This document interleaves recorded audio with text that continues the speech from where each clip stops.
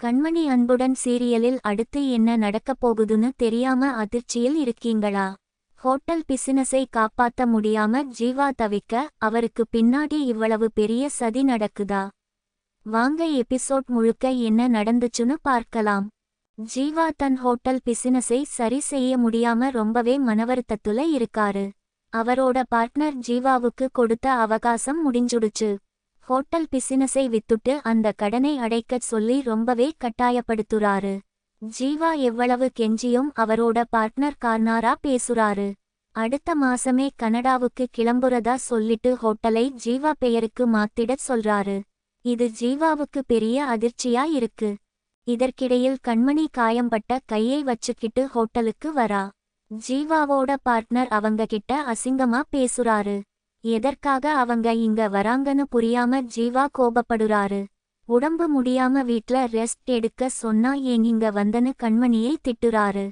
கண்மணி எவ்வளவோ சமாதானம் சொல்லியும் ஜீவா கேட்க மாட்டேங்கறாரு.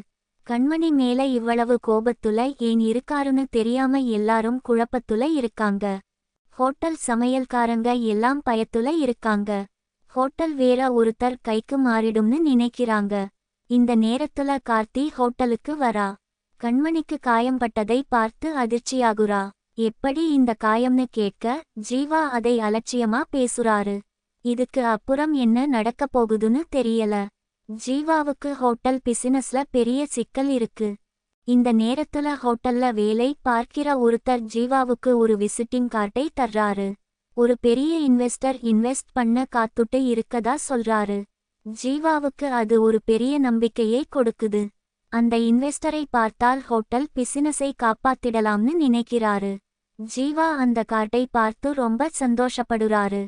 இதுக்கு அப்புறம் என்ன ஆகப் போகுதுன்னு தெரியல. கண்மணி ரொம்ப வருத்தத்துல இருக்கா. ஜீவா ஏன் இப்படி பேசுறாருன்னு தெரியாம அழறா. நாளைக்கு எபிசோட்ல ஜீவா அந்த இன்வெஸ்டரை சந்திப்பாரா? அந்த இன்வெஸ்டர் ஹோட்டல் பிசினஸை காப்பாத்துவாரா? கண்மணி ஜீவாவுடைய கோபத்தை தணிப்பாளா? நாளைக்கு எபிசோட்ல இந்த கேள்விகளுக்கு எல்லாம் விடை கிடைக்கும். நீங்க என்ன நினைக்கிறீங்கன்னு